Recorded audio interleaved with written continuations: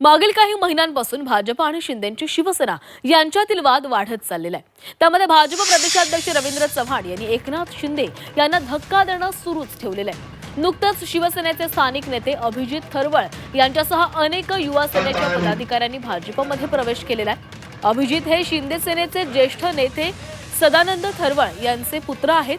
मागील 15 वर्षांपासून अभिजित थरवळ हे राजकारणामध्ये सक्रिय असून ते युवा सेनेचे पदाधिकारी होते। कल्याण डोंबिवली महापालिका निवडणुकीच्या पार्श्वभूमीवर भाजपकडून पक्षप्रवेशाचा धडाका सुरू आहे। त्यात विरोधकांसह मित्रपक्ष असलेल्या शिंदेच्या शिवसेनेलाही भाजपनं धक्का दिलेला आहे।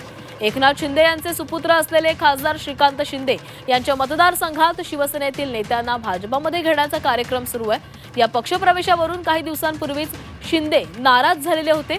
त्यांनी थेट केंद्रीय गृहमंत्री अमित शहा यांची भेट घेतलेली होती। यावेळी एकमेकांचे नेते फोडायचे नाही असा तह झालेला होता। मात्र त्यानंतरही भाजपकडून शिवसेनेला धक्के देणं सुरूच आहे। त्यामुळे शिंदेंच्या कल्याण डोंबिवलीमध्ये महायुतीत मिठाचा खडा पडण्याची शक्यता आहे। झालेल्या चर्चेला हा छेदच आहे।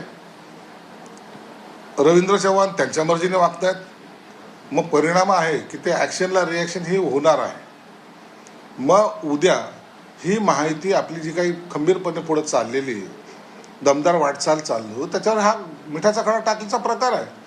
आणि जर त्यांना जर समज देत नसाल तर हे प्रकार पुन्हा भविष्यात वाढतील, मग त्याचे काही दुष्परिणाम जे आहेत ते महायुतीला भोगावे लागतील।